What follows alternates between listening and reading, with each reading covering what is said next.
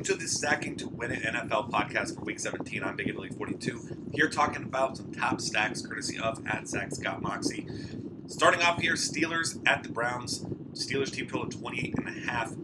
And Zach mentions here every time he's stacking the Steelers, they're a disappointment. It seems like they go off when he isn't on them, but this is a great spot for the Steelers. They have to win and get some helps. And obviously the Browns, terrible defense, allowing 244 passing yards per game, 26.9 points per game, and 83 fantasy points per game. Fantasy points per game, 8th most in the NFL, and 26.9 points are the 4th most in the NFL. So the first game, we got the Steelers putting up 459 total yards and 30 points. And Landry Jones got the start, and then Big Ben came in when we all thought he was hurt. Went for 379 yards and 2 scores. Both guys had big games between Martavis Bryant and Antonio Brown. Bryant was 6 for 178 and a score, and Antonio Brown 10 for 139 and 2 scores. So obviously you can throw Marcus Wheaton in there, D'Angelo Williams as well, mix things up.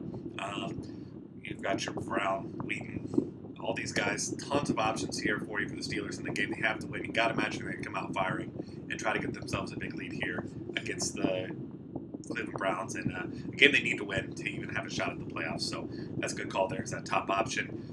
Next up, the Giants against the Eagles. We got Odell Beckham back, OBJ, that is, and the Eagles are awful. I mean, this secondary's been bad all year.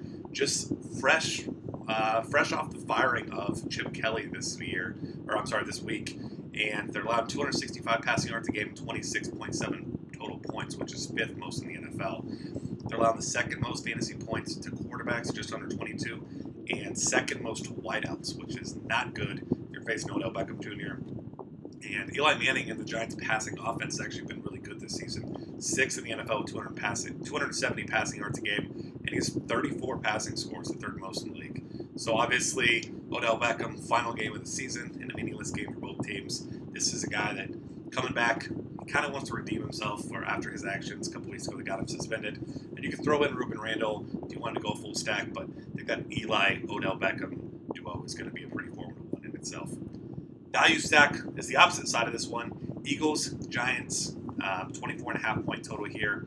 And Sam Bradford trying to finish this season strong, as we've mentioned a couple times this week. This is a guy who turned down potential to have a contract extension to play this year, and he's playing for a contract now, trying to finish the season strong. It's been good over the past couple weeks here.